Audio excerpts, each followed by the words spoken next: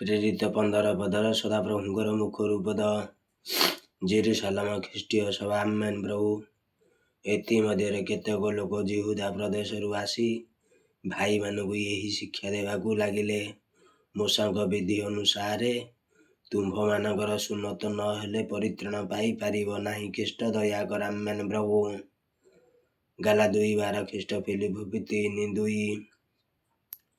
ଦୁଇ ଭାଗେ ଏଥିରେ ପାଉଲ ବର୍ଣ୍ଣବାଙ୍କର ସେମାନଙ୍କ ସାଙ୍ଗରେ ଅନେକ ବାଗଯୁଦ୍ଧ ଓ ବାଦାନୁବାଦ ହେବାରୁ ଭାଇମାନେ ପାଉଲ ଓ ଅତଏବ ବର୍ଣ୍ଣବାବା ଓ ଆପଣାମାନଙ୍କ ମଧ୍ୟରୁ ଆଉ କେତେକ ଜଣ ଏହି ପ୍ରଶ୍ନ ଘେନି ଜେରୁସାଲେମସ୍ଥ ପ୍ରେରିତ ଓ ପ୍ରାଚୀନମାନଙ୍କ ନିକଟକୁ ଯାଆନ୍ତୁ ବୋଲି ସ୍ଥିର କଲେ।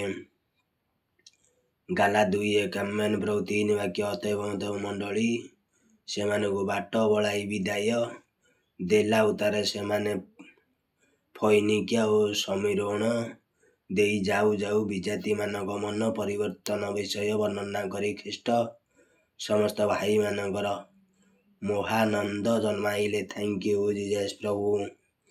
ରୋମୀ 15:24 ଖ୍ରୀଷ୍ଟ ପ୍ରେରିତ 14:27 15 4:12।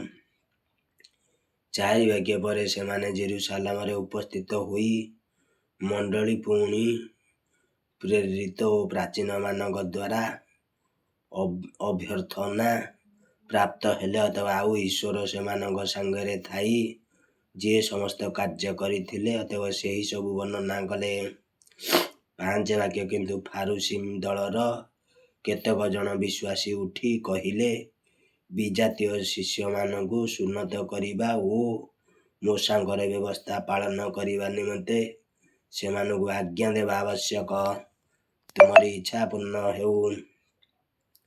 6 ବାକ୍ୟ ପରେ ଏହି ବିଷୟ ଆଲୋଚନା କରିବା ନିମନ୍ତେ ପ୍ରେରିତ ଓ ପ୍ରାଚୀନମାନେ ସମବେତ ହେଲେ। 7 ବାକ୍ୟ ଅନେକ ତର୍କ ବିତର୍କ ହେଲା। ଉତ୍ତାରେ ପିତର ଉଠି ସେମାନଙ୍କୁ କହିଲା, ଅଥବା ହେ ଭାଇମାନେ, ଅଥବା ଆପଣମାନେ ଜାଣନ୍ତି ଯେ ଅଥବା ମୋହର ମୁଖ ଦ୍ୱାରା ବିଜାତିମାନେ ଯେପରି ସୁସମାଚାର ବାକ୍ୟ ଶୁଣି ବିଶ୍ୱାସ କରନ୍ତି। ତୁମର ଇଚ୍ଛା ପୂର୍ଣ୍ଣ ହେଉ। ଏଥିପାଇଁ ଅନେକ ଦିନ ପୂର୍ବେ ଈଶ୍ୱର ଆପଣମାନଙ୍କ ମଧ୍ୟରୁ ମୋତେ ମନୋନୀତ କରିଥିଲେ। ତୁମର ଇଚ୍ଛା ପୂର୍ଣ୍ଣ ହେଉ। ପ୍ରେରିତ 10:20 8 ବାକ୍ୟ ଅନ୍ତର୍ଯ୍ୟାମୀ ଈଶ୍ୱର ଆମ୍ଭମାନଙ୍କୁ ଯେପରି ପବିତ୍ର ଆତ୍ମା ଦାନ କରିଅଛନ୍ତି, ଅଥବା ସେମାନଙ୍କୁ ମଧ୍ୟ ସେହିପରି ଦାନ କରି ସେମାନଙ୍କ ପକ୍ଷରେ ସାକ୍ଷ୍ୟ ଦେଇଅଛନ୍ତି।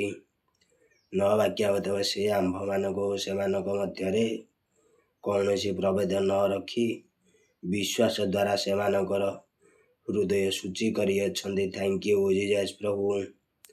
10 ବାକ୍ୟ ଏଣୁ ଯେଉଁ ଜୁଆଳି ଆମ୍ଭମାନଙ୍କ ପିତୃପୁରୁଷ ଓ ଆମ୍ଭେମାନେ ବହିବାକୁ ଅକ୍ଷମ ହେଲୁ, ଅଥବା ସେହି ଜୁଆଳି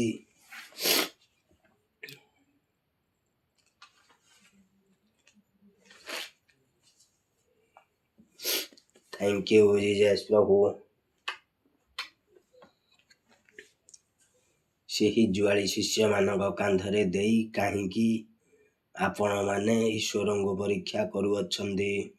ମାଥି 23:4 11 ବାକ୍ୟ କିନ୍ତୁ ସେମାନେ ଯେ ପ୍ରକାର, ଅଥବା ଆମ୍ଭେ ମଧ୍ୟ ସେ ପ୍ରକାର ପ୍ରଭୁ ଯୀଶୁଙ୍କ ଅନୁଗ୍ରହରେ ପରିତ୍ରାଣ ପାଇବୁ ବୋଲି ବିଶ୍ୱାସ କରୁଅଛୁ।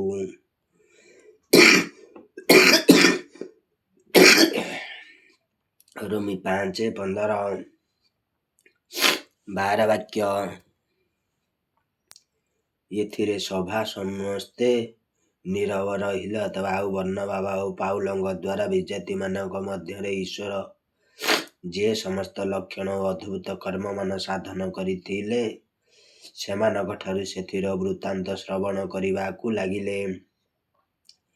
13 ବାକ୍ୟ ସେମାନଙ୍କ କଥା ଶେଷ ହେଲା। ଉତ୍ତାରେ ଯାକୋବ ଉତ୍ତର ଦେଇ କହିଲେ, ଅଥବା ହେ ଭାଇମାନେ, ଅଥବା ମୋହର କଥା ଶୁଣନ୍ତୁ। ପ୍ରେରିତ 12:17 14 ବାକ୍ୟ ଈଶ୍ୱର ଆପଣ ନାମ ନିମନ୍ତେ ବିଜାତିମାନଙ୍କ ମଧ୍ୟରୁ ଦଳେ ଲୋକ ଗ୍ରହଣ କରିବା ପାଇଁ କି ପ୍ରକାରେ ପ୍ରଥମେ ସେମାନଙ୍କ ପ୍ରତି କୃପା ଦୃଷ୍ଟି କରିଥିଲେ, ଅଥବା ତାହା ସିମୋନ ବର୍ଣ୍ଣନା କରିଅଛନ୍ତି। ସତ୍ୟ ଅଟେ ପିତାଜୀ। 15 ବାକ୍ୟ ପୁଣି ଅଥବା ଭାବବାଦୀ ମାନଙ୍କର ବାକ୍ୟ ଏହା ସହିତ ମିଶୁଅଛି ଅଥବା ଯେପରି ଲେଖା ଅଛି। 16 ବାକ୍ୟ ଅଥବା ଏଥି ଉତ୍ତାରେ ଆମ୍ଭେ ବାହୁଡ଼ି ଆସି ଦାଉଦର ପତିତ ଆବାସ ପୂର୍ଣ୍ଣ ନିର୍ମାଣ କରିବା ଅଥବା ପୁଣି ତାହାର ଧ୍ୱଂସ ସ୍ଥାନ ସବୁ ପୁନର୍ନିର୍ମାଣ କରି ତାହା ପୁନଃସ୍ଥାପନ କରିବା। 17 ବାକ୍ୟ ଯେପରି ଅବଶିଷ୍ଟ ଲୋକେ ଓ ଯେ ସମସ୍ତ ବି ଜାତି ଆମ୍ଭ ନାମରେ ଖ୍ୟାତ ସେମାନେ ପ୍ରଭୁଙ୍କୁ ଅନ୍ୱେଷଣ କରନ୍ତି। ସର୍ବସାଧନକର୍ତ୍ତା ପ୍ରଭୁ ଏହା କହନ୍ତି। ଅତଏବ ଆମ 9, 11, 12, 18 ବାକ୍ୟ ଯୁଗ ଆରମ୍ଭରୁ ଈଶ୍ୱର ଆପଣାର ସମସ୍ତ କର୍ମ ଜ୍ଞାତ ଅଟନ୍ତି। 19 ବାକ୍ୟ ଅତଏବ ମୋହର ବିଚାର ଏହି ଅଥବା ବିଜାତିମାନଙ୍କ ମଧ୍ୟରୁ ଯେଉଁମାନେ ଈଶ୍ୱରଙ୍କ ପ୍ରତି ଫେରନ୍ତି ଖ୍ରୀଷ୍ଟ ଅଥବା ସେମାନଙ୍କୁ ଆମ୍ଭେମାନେ ଭାରଗ୍ରସ୍ତ କରିବା ନାହିଁ। ଥ୍ୟାଙ୍କ ୟୁ ଜିଜସ୍ ପ୍ରଭୁ। ଧନ୍ୟବାଦ ସଦା ପ୍ରଭୁଙ୍କର ହେଉ। ପ୍ରେରିତ 15, 28, 21, 25 ଖ୍ରୀଷ୍ଟପ୍ରଥେଶ 1, 10, 20 ବାକ୍ୟ କିନ୍ତୁ ପ୍ରତିମା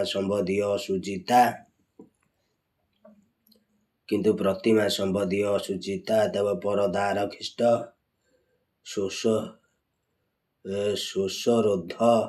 ଶ୍ୱାସରୋଧ ଦ୍ୱାରା ମୃତ ପ୍ରାଣୀ ଓ ରକ୍ତରୁ ପୃଥକ ରହିବା ନିମନ୍ତେ ଆମ୍ଭେମାନେ ସେମାନଙ୍କୁ ଲେଖିଲୁ। ପ୍ରକରି 8, 1, 10, 20, 28 ଖ୍ରୀଷ୍ଟ ପ୍ରକରି 6, 9, 21 ବାକ୍ୟ କାରଣ ପ୍ରାଚୀନ କାଳରୁ ପ୍ରତି ନଗରରେ ମୂଷାଙ୍କର ପ୍ରଚାରକମାନେ ଅଛନ୍ତି ଅଥବା ଯେଣୁ ପ୍ରତି ବିଶ୍ରାମ ବାରରେ ସମାଜ ଗୃହ ସମୂହରେ ତାହାଙ୍କ ବ୍ୟବସ୍ଥା ପାଠ କରାଯାଉଅଛି। ଆମେନ୍ ପ୍ରଭୁ ତୁମରି ଇଚ୍ଛା। ଆମେନ୍ ପ୍ରଭୁ। ପ୍ରେରିତ 13, 15, 27 ବା ପ୍ରଭୁ ଏହା କହନ୍ତି ଅଥବା ସିଏ ଯୁଗ ଆରମ୍ଭରୁ ଏହି ସମସ୍ତ ବିଷୟ ଜ୍ଞାତ କରାଇ ଆସୁଅଛନ୍ତି। ଖ୍ରୀଷ୍ଟ ଅନେକ ପ୍ରାଚୀନ ହସ୍ତଲିପିରେ ଅତଏବ ପ୍ରକାର କେତେକ ଲୋକ ଆମ୍ଭମାନଙ୍କ ମଧ୍ୟରୁ ବାହାରି ଯାଇ ଖ୍ରୀଷ୍ଟ ବୋଲି ଉଲ୍ଲେଖ ଅଛି। 22 ବାକ୍ୟର ସଦାପ୍ରଭୁଙ୍କର ମୁଖରୁ ପଦ। ଅଣ-ଯିହୁଦୀ ବିଶ୍ୱାସୀମାନଙ୍କ ନିକଟକୁ ପତ୍ର। ସେତେବେଳେ ପ୍ରେରିତ ଓ ପ୍ରାଚୀନମାନେ ସମସ୍ତ ମଣ୍ଡଳୀ ସହିତ ଆପଣମାନଙ୍କ ମଧ୍ୟରୁ ଲୋକ ଅଥବା ଅର୍ଥାତ୍ ଭାତୃବୃନ୍ଦଙ୍କ ମଧ୍ୟରେ ଅଗ୍ରଗଣ୍ୟ ବର୍ଣ୍ଣବାବା ନାମରେ ଖ୍ୟାତ ଯିହୁଦା ଓ ଶାଉଲଙ୍କୁ ମନୋନୀତ କରି ପାଉଲ ଓ ବର୍ଣ୍ଣବାବାଙ୍କ ସହିତ ଆନ୍ତିଓଖିଆକୁ ପଠାଇବାକୁ ବିହିତ ବୁଝିଲେ। ପ୍ରେରିତ 1, 23 ବାକ୍ୟ ଆଉ ସେମାନେ ସେମାନଙ୍କ ହାତରେ ଏହା ଲେଖି ପଠାଇଲେ ଅଥବା ଆନ୍ତିଓଖିଆ ଅଥବା ସୁରିଆ ଓ କିଲିକିଆସ୍ଥ ବିଜାତୀୟ ଭାତୃବୃନ୍ଦଙ୍କୁ ପ୍ରେରିତ ଓ ପ୍ରାଚୀନ ଭାତୃବୃନ୍ଦଙ୍କର ନମସ୍କାର। 24 ବାକ୍ୟ ଆମ୍ଭେମାନେ ଶୁଣୁଅଛୁ ଯେ ଆମ୍ଭେମାନେ ଯେଉଁ ଲୋକମାନଙ୍କୁ କୌଣସି ଆଜ୍ଞା ଦେଇନାହୁଁ ଆମ୍ଭମାନଙ୍କ ମଧ୍ୟରୁ ଏ ପ୍ରକାର କେତେକ ଲୋକ ଖ୍ରୀଷ୍ଟ କଥା ଦ୍ୱାରା ଆପଣମାନଙ୍କର ମନକୁ ଅସ୍ଥିର କରି ଆପଣମାନଙ୍କୁ ଉଦ୍ବିଗ୍ନ କରିଅଛନ୍ତି। ତୀତ 1, 10, 11, 25 ବାକ୍ୟ ଏଥି ନିମନ୍ତେ ଆମ୍ଭମାନଙ୍କର ପ୍ରିୟ ପାତ୍ର ଯେଉଁ ବର୍ଣ୍ଣବାବା ଓ ପାଉଲ ଆମ୍ଭମାନଙ୍କୁ ପ୍ରଭୁ ଯୀଶୁଖ୍ରୀଷ୍ଟଙ୍କ ନାମ ନିମନ୍ତେ ପ୍ରାଣପଣ କରିଅଛନ୍ତି।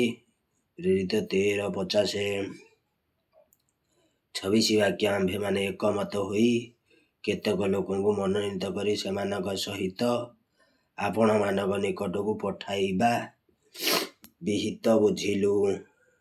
27 ବାକ୍ୟ ଏଣୁ ଆମ୍ଭେମାନେ ଯିହୁଦା ଓ ଶାଉଲଙ୍କୁ ପଠାଇଲୁ। ଏମାନେ ମଧ୍ୟ ମୁଖରେ ଆପଣମାନଙ୍କୁ ସେହି ସମସ୍ତ କଥା ଜଣାଇଦେବେ। 28 ବାକ୍ୟ କାରଣ ପ୍ରତିମା ନିକଟରେ ଉତ୍ସର୍ଗୀକୃତ ପ୍ରସାଦ ଅଥବା ରକ୍ତ ଶ୍ୱାସରୋଧ ଦ୍ୱାରା ମୃତ ପ୍ରାଣୀର ମାଂସ ଓ ପରଦାରୁ ଖ୍ରୀଷ୍ଟ ପୃଥକ ରହିବା ଅଥବା ଏହି କେତୋଟି ଆବଶ୍ୟକୀୟ ବିଷୟ ବ୍ୟତୀତ ଆପଣମାନଙ୍କ ଉପରେ ଆଉ ଅଧିକ ଭାର ନ ଦେବାକୁ ପବିତ୍ର ଆତ୍ମା ଓ ଆମ୍ଭମାନଙ୍କ ଦୃଷ୍ଟିରେ ବିହିତ ବୋଧ ହେଲା। ଲେବୀ 17, 14 ଖ୍ରୀଷ୍ଟ କଲ 3, 5 29 ବାକ୍ୟ ଏହି ସବୁରୁ ଆପଣା ଆପଣାକୁ ଯତ୍ନ ସହ ରକ୍ଷା କଲେ ଆପଣମାନଙ୍କର ଭଲ ହେବ, ତୁମରି ଇଚ୍ଛା ପୂର୍ଣ୍ଣ ହେଉ। ଆପଣମାନଙ୍କର ମଙ୍ଗଳ ହେଉ।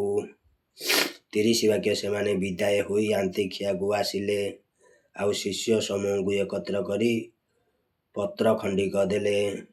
31 ବାକ୍ୟ ସେମାନେ ତାହା ପାଠ କରି ଆଶ୍ୱାସନା ପାଇ ଆନନ୍ଦିତ ହେଲେ।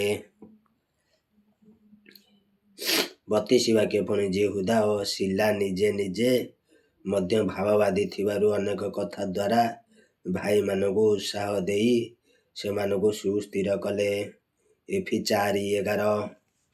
33 ବାକ୍ୟ ଆଉ ସେମାନେ ସେଠାରେ କେତେକ କାଳ ଯାପନ କଲା ଉତ୍ତାରେ ସେମାନଙ୍କୁ ପ୍ରେରଣ କରିଥିବା ଲୋକମାନଙ୍କ ନିକଟକୁ ବାହୁଡ଼ି ଯିବାକୁ ଭାଇମାନଙ୍କ ଠାରୁ ଶାନ୍ତିରେ ବିଦାୟ ନେଲେ।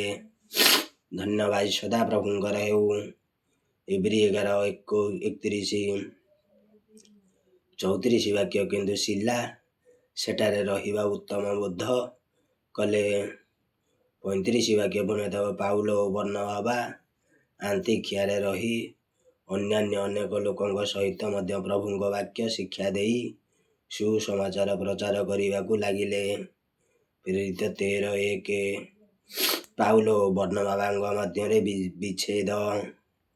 36 ବାକ୍ୟ କେତେକ ଦିନ ପରେ ପାଉଲ ବର୍ଣ୍ଣବାଙ୍କୁ କହିଲେ, ଆସ, ଅଥବା ଆମ୍ଭେମାନେ ଯେଉଁ ସବୁ ନଗରରେ ପ୍ରଭୁଙ୍କର ବାକ୍ୟ ପ୍ରଚାର କରିଥିଲୁ ଅଥବା ସେହି ସମସ୍ତ ନଗରକୁ ଏବେ ବାହୁଡ଼ି ଯାଇ ଭାଇମାନଙ୍କ ସାକ୍ଷାତ କରି ସେମାନେ କି ପ୍ରକାର ଅଛନ୍ତି ଦେଖିବା।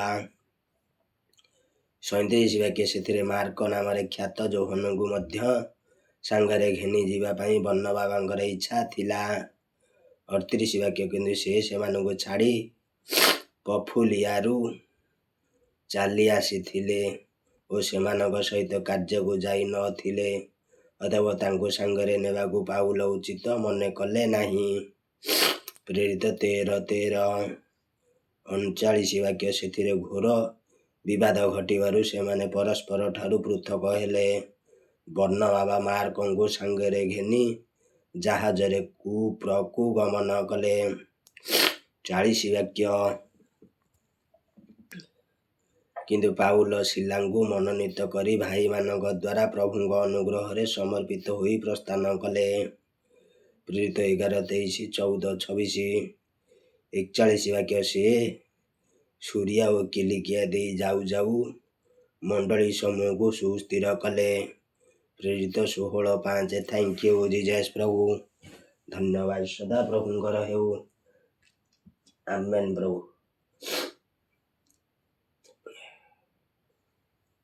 ଥ୍ୟାଙ୍କ ୟୁ ଜିଜସ୍ ପ୍ରଭୁ। ଧନ୍ୟବାଦ ସଦା ପ୍ରଭୁଙ୍କର ହେଉ। ତୁମରି ପବିତ୍ର ନାମ ଯେପରି ସିଂହାସନ ସ୍ୱର୍ଗପୁରୀରେ ପବିତ୍ର ମାନା ଯାଉଅଛି ପିତାଜୀ, ସେପରି ଇଚ୍ଛା ତୁମର ଏ ପୃଥିବୀ ପୃଷ୍ଠରେ ମାନା ଯାଉ। ତୁମରି ରାଜ୍ୟ ଆସୁ। ଆମେନ୍ ପ୍ରଭୁ। ଧନ୍ୟବାଦ ସଦା ପ୍ରଭୁଙ୍କର ହେଉ।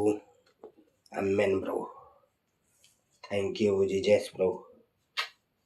ଆମେନ୍ ପ୍ରଭୁ। ଆମେନ୍ प्रभु। थैंक यू जीजस प्रभु। हमारा इमानुएल पिताजीଙ୍କର ଗୌରବ ହେଉ। ଆମେନ୍ ପ୍ରଭୁ। थैंक यू जीजस प्रभु। ଧନ୍ୟବାଦ ସଦା ପ୍ରଭୁଙ୍କର ହେଉ। ତୁମରି ଅପାର ଦୟାର ଅନୁଗ୍ରହରୁ ଆଜିର ସକାଳରେ ତୁମରି ମୁଖରୁ ବିଧି ବିଧାନ ଶୁଣିବାକୁ ମୋତେ ଅନୁଗ୍ରହ ବଳ ଭରିଲ ପିତାଜୀ। ତୁମକୁ ଧନ୍ୟବାଦ ଆଇ ଲଭ୍ ୟୁ ଜଣାଉଛି ପିତାଜୀ। ନିତିଦିନ ତୁମରି ପୂଜା ଆରାଧନା ପାଦ ସେବା କରିବାରେ ମୋତେ ସାହାଯ୍ୟ କର। ଆମେନ୍ ପ୍ରଭୁ। ତୁମେ ଆଗେ ଆଗେ ଚାଲ ପିତାଜୀ। ଆମେନ୍ ପ୍ରଭୁ। ତୁମ ପଛେ ପଛେ ଚାଲିଲେ। ଆମେନ୍ ପ୍ରଭୁ। ଥ୍ୟାଙ୍କ ୟୁ ଜିଜସ୍ ପ୍ରଭୁ। ଆମେନ୍ ପ୍ରଭୁ। ପ୍ରଣାମ ସ୍ୱୀକାର କର ପିତାଜୀ। ଆମେନ୍ ପ୍ରଭୁ।